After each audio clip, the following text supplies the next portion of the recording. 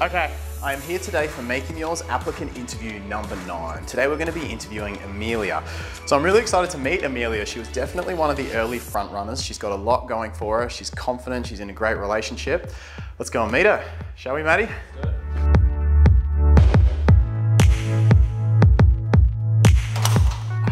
Hello, how you going? Hey, nice to finally meet you. Nice to finally meet you too. How's it going? You can't be filmed. Wow. This is Matt. Hi. So I'm actually really sick. Oh, that's not good. Thank you for coming in. Thank you for having me. And you're feeling unwell, so I have even more respect for it. Yes, I know I'm a bit snotty, so yeah, it sounds a bit blocked up. You've done well. I imagine you've done some acting stuff before. You're not usually on camera in this state, so. No, usually I try to be a bit more healthy and sound a bit clearer, but. Well, we really appreciate you coming in. So what struck me about you, you seem to really have it together. So you've got some good things going on in your life. Tell us a little bit about yourself in terms of what you told me on the Skype interview. It was probably about a month ago now, but yeah, sort of a little bit of your background and what resonated with you about the message of empowerment through growth, self-esteem, authenticity, and social skills, which is a big part of what we'd be bringing you on for. Tell us what sort of resonated with you about the message that I put. I think everybody struggles with self-esteem. Everybody has, questions themselves at some time. Yeah. I know personally for me, I'm 31 now, so when I was younger, like my early 20s, definitely struggled with self-esteem. And I had really bad anxiety, really bad social anxiety. I had really, really bad panic attacks. I think we spoke about this. And this was what really intrigued me about you as a candidate, was you almost had a bit of a similar background to myself in terms of early 20s, huge anxiety, social anxiety. Tell us sort of how you worked through that. Sure. Well, I think it's a pretty common thing, but basically for me it was just becoming really debilitating, where it was affecting my work. I would wake up in the morning and I'd be so anxious about going to work and seeing those people at work. I would wake up crying, and I would go into the bathroom at lunchtime and I would cry. And you're sort of like, well, what's wrong with me? Why am I like this? And I think I just got to the point where I was like, which side's going to win? Are you just going to be sad and be the victim and go, oh, it's hopeless? Or are you going to go, no, I don't want this for myself. I don't want to keep crying before work. I don't want to keep missing out on friends' parties because I'm nervous. You know what I mean? And I just, the will to not want that anymore was just stronger than just to go, oh, well, this is how I am. Yeah. The fight or flight kind of thing, I guess. Absolutely, yeah. And it's remarkable because I can remember having the same thing where there'd be a friend's party and I'd be in such anxiety from just the thought of going to it. Yeah. How did you, how did you work through that? How did you just decide one day, and what were the actions that you took to change your life? A lot of things. I tried a lot of things. From going to a psychologist and going to even what is it called, like a neuro psychologist or something. Yeah. They prescribed me like tablets. I didn't like that. That just gave me a headache. I didn't like it. I tried journal writing. For one thing that really helped me was like affirmations. And I was really skeptical of them. And I think we spoke about this, it sounds really cheesy. Like, you are great, you are wonderful, people like you. And it does sound lame when you hate yourself that much. You're like, oh, well, that's stupid. That's not going to work. It's surfacey, and I've always found affirmation. It's something I use with a few clients, but generally speaking, it's not something I've done a lot on myself or with the majority of clients. So it's interesting. You had great results. Well, yeah. Not at first. I would write them up. I'd write them up on little Post-its. I'd put them on the wall, and I would look at them, and then a lot of times I'd write them up. You are beautiful. Put that up. Look at it and go, oh, what the fuck, why did I put that up there? That's stupid, take it down. But then the next week I'd be like, no, I really want to change, I want to get better. So you are beautiful, you are good, and then sort of just adding to it and like forcing myself to see good messages. Because I think that the crux of anxiety is that people don't, I guess, love themselves. They don't like themselves. So you feel anxious to go out in front of people because you're like, well, I know how bad I am. They're all going to see it too. So how can you... That's your internal language. Yeah, exactly. But which is BS, but it seems so real to you because you're stuck. Yeah, you're in there. Exactly. So I think it's just like putting in positive messages. One thing that really helped for me too, I did hypnotherapy. Yep. So because I used to get really bad anxiety on trains. I don't know why. I guess it's close. And you can't get out. You can't get out of the train. Yeah. You know, you have to wait for your stop. So, oh, there's a train. Speaking of the devil, it's a sign. And yeah, anyway, so she took me through this sort of hypnotherapy process where we went on the train, and then I felt the anxiousness come up, and then we sort of worked through it. And then ever since then, I've been like fine on trains. Wow. So that helped a lot. So a big part of this, tell us a little bit, actually before I get into that, tell us a little bit, your personal relationship. You're married? I'm married, yeah. Yeah, beautiful. How long have you been married for? We've been married for 4.5 years. And how did changing all this anxiety lead to what you have now in your marriage? I think, so I was... Congrats, by the way. Oh, thank you, yeah. So John and I have been together for 9 years. Yep. And we were together, married for 5. So I think he knew me when I was really anxious. So he, you know, it was difficult for him, but he stood by me, which was really nice. And he's part of the solution as well, because he's very accepting and very supportive of me. Like, you know, because he wanted to go out and see his friends too. And I'd be like, no, I can't go, I'm too stressed, I can't go, let's not go. And so he would forgo some of the activities he wanted to do just to be with me, which is really nice. But then I think also I eventually sort of felt bad. I'm holding him back from his friends. I'm holding him back from his life because he's choosing to stay with me. I'm holding us both back.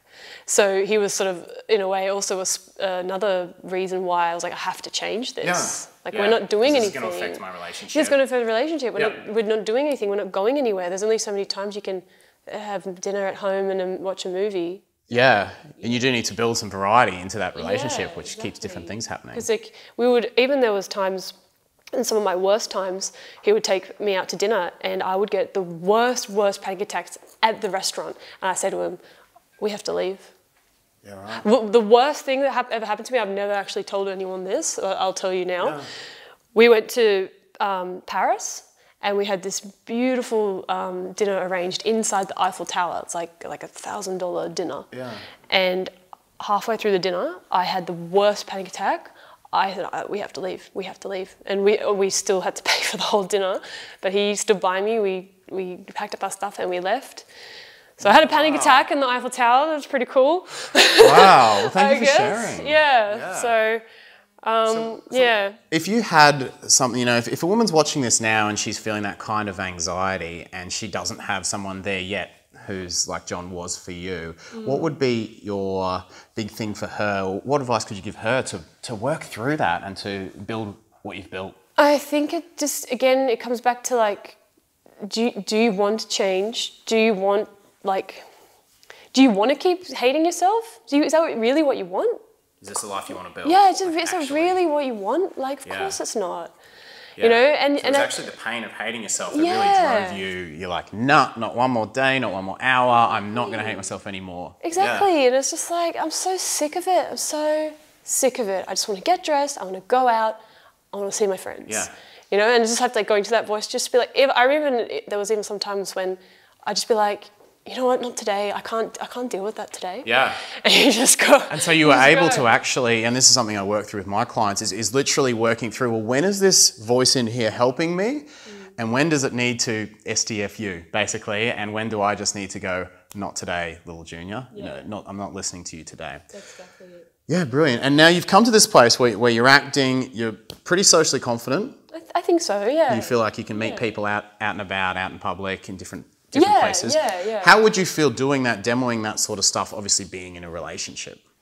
I mean, I think we spoke about this as well. Yeah. Obviously, I'm happy to demonstrate how to make that first interaction with someone. Obviously, I wouldn't want to allude to any kind of romantic involvement, like, hey, come back to my place. But I can certainly, I'm happy to instigate, like, you know, the first interaction, how to start up a conversation with a stranger, break the ice, you know. Present a good vibe. But yeah, you know, just, you know, I can at least show how to start, like, the makings of a friendship. And then, you know, if two people are going to be attracted to each other, they're going to be attracted to each other. So, you know, I can't. Yeah, and I think that's part of it, is you don't need to approach the person going, well, I'm going to sleep with them, or this is going to be my next boyfriend. Just approach them as like a friend. I want to get to know you. I'm going to meet someone. And I'm going to meet someone. You're going to meet them first before any of this. Yeah, exactly. You've got to get out there and see. So important. Yeah. So I know you're not feeling the best. You're not at 100% at the moment. How would you feel about heading out and doing a little bit of that today with me? Yeah, we can do that. Pretty good? Yeah, I might sound... they won't scare them off, okay. but... Let's go scare some people off, shall we? All right, so we're going to head outside and we might even duck towards... I've got a couple of locations in mind. We might even head onto a train. Oh my God, okay. Okay, well, let's get out there and let's meet some people.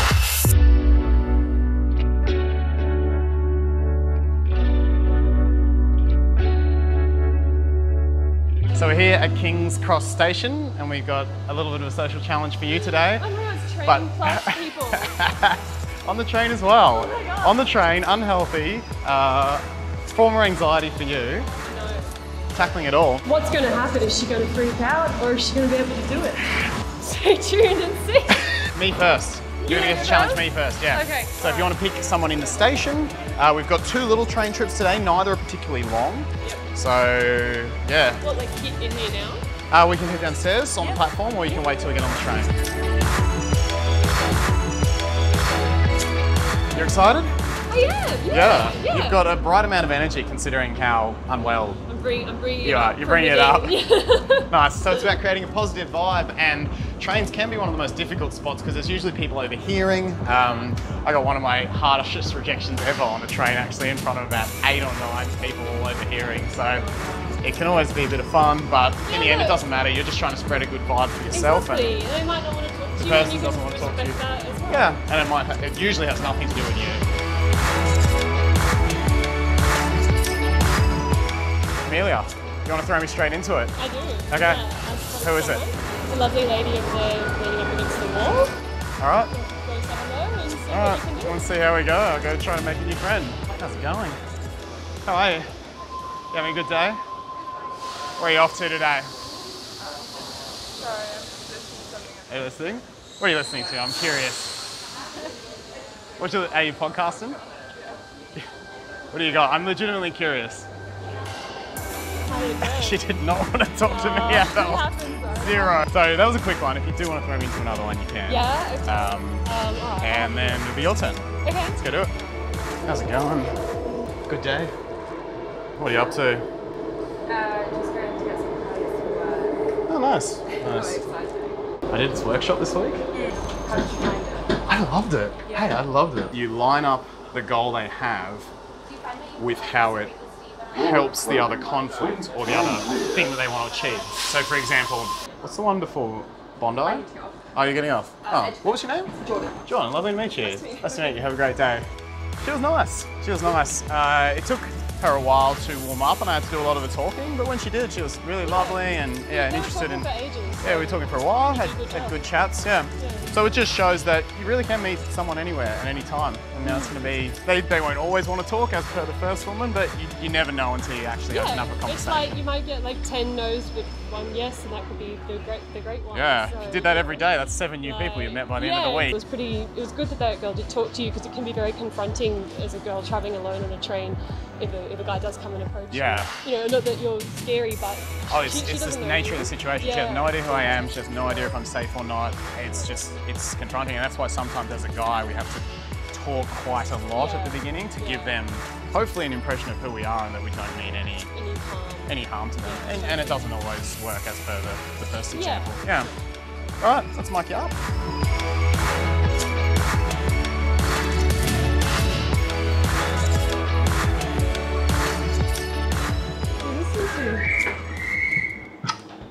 Is this your bag? It's seen better days. Yeah, I found that out this morning as well. Fix it. Oh, no. Just get a new one. What do you do for work? Sales. Unfortunately. How's your day been? Meetings all day, so I'm really excited about that. How about yours? Oh, it's alright. I just had a couple, I met up with a friend this morning, had a meeting, and then I'm actually really, do I sound sick to you? Because I'm really blocked up. So I'm just about to go home and have a rest, and then I've got work tonight. I was just in the Surrey Hills. I'm at Amelia. Yeah. I need to go to a pharmacy. Do you know any pharmacies nearby? There is a price pharmacy at Mascot. I'm going to go to Mascot, get cold tablets. Well, it was nice to meet you. Thanks for chatting with me. Hope your meetings go well. See ya. From massive train social anxiety to talking to what seemed like a really nice bloke. It was really nice. Like I'm not gonna lie, I definitely felt the nerves going up, but I just, you know, focused the attention on him, and he was really lovely. I saw that he had a briefcase similar to what my dad used to have, so I used that to sort of open the conversation. That was smooth. That was you were just like, oh, this has seen better days. Or, I love that. I was like, oh, she's good. Hope I see him again. again. You have a new friend. Yeah. You were saying you even felt like he had headphones in, by the way. He did, yeah. He was another headphone one, so shows what can be done. You were saying you got the vibe he'd had a bit of a stressful day. Yeah, he just seemed, he looked a bit disheveled, and he had dirt in his shirt, and as we went into the conversation, I sort of was like, oh, what happened to your shirt? He's just like, oh, the bag, I've been in a lot of meetings, I've got more meetings to go to, and I was What just sort of like, meetings are you going I into? know, right? Comes out with a shirt talk on the meetings. And then at the end, Right. I just said, you know, I was like, nice to meet you, and I hope your meetings go well, and he was like, nice to meet you too. Yeah. So I think I did what you said, added the value. Yeah, and you said that even though he had the headphones in, even though he was stressed, you brightened his day. I hope so, yeah. Yeah, well, he was responding, right? Because Yeah. he was giving you a lot of... He wasn't just sitting there being like, oh, who's this talking to me?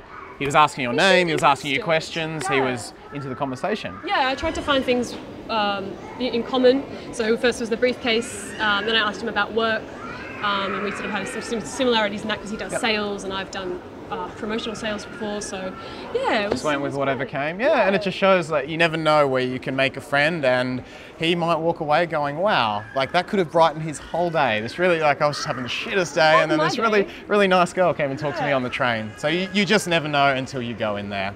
Well, this is your hood, so we're going to leave you and head back to ours. Okay. Thank you so much for joining us today. Hey, leave your thoughts, comments, questions. Love to hear your thoughts on Amelia as well, and what we did today. She's going to bed because she's got a bar shift tonight. So you're gonna need some rest. Leave your thoughts, comments, questions below. Hit the subscribe button with the little bell, and thank you for coming in.